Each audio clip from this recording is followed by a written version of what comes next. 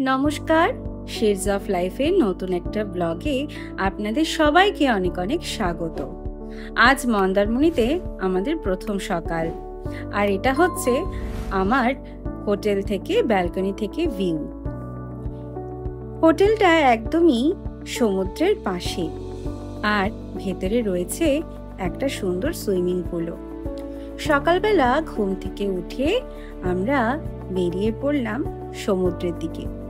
আর এখানটাতে গাড়ি রাখারও ব্যবস্থা আছে, আর হোটেলের পাশে এই উপরটাতে বসেও আপনি সমুদ্রের হাওয়া উপভোগ করতে পারেন, বা সঙ্গে বাচ্চা থাকলে এই ছোট্ট পার্কটাতেও বেশ সুন্দর খেলে সময়টা কাটিয়ে দিতে পারে। এছাড়াও এখানে বসার জায়গা আছে, যেখানে খুব সুন্দর হাওয়া পাবে। সকালবেলাতে বিচে এসেই দেখি বাবা হাতে ধরেছে একটা লাল কাঁকড়া।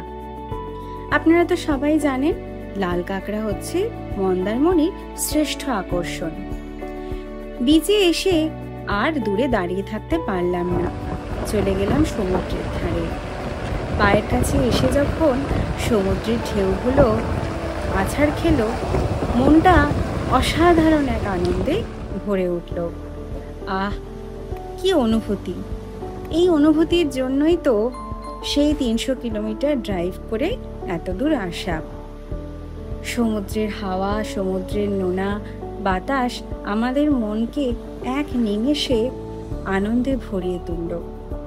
বেশ কিছুক্ষণ সমুদ্রের ধারে সময় কাটিয়ে এবার ফেরত যাব। আসলে সময় হয়ে গেছে ব্রেকফাস্টের। ব্রেকফাস্ট ছিল কমপ্লিমেন্টারি, আর সাথে ছিল ব্রেড, বয়েলড এগ, তারপর ছিল হচ্ছে পোহা, সঙ্গে ছিল কেক, আর তার সাথে ছিল হচ্ছে ঘুগনি আর গরম গরম পুরি।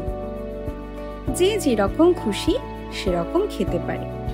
ব্রেকফাস্ট করে যখন ফেরত এলাম, এই দেখুন ততক্ষণে চলে এসেছে জোয়ার, আর সমুদ্রের জল কিন্তু এখন ধাক্কা মারছে হোটেলের দেওয়ালে।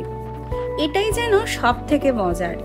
জোয়ারের সময় সমুদ্রের জল এগিয়ে চলে আসে, আর আবার যখন 6 ঘন্টা পরে জোয়ার শেষ হবে, তখন ধীরে ধীরে সমুদ্রের জল আবার আস্তে আস্তে পিছিয়ে যাবে। তখন আবার নেমে যাওয়া যাবে এই সি বিচে। আর এখানে প্রত্যেকটা হোটেলের সঙ্গেই আছে লাগোয়া এরকম সুন্দর সি বিচ।